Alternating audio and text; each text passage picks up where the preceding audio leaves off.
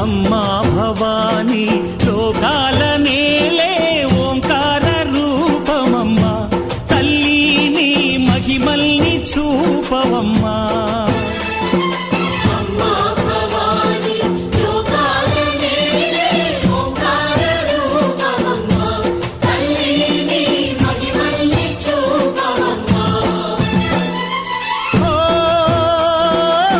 సృష్టికే దీపమా, శక్తికే మూలమా, సింహరథమే నీదమ్మా.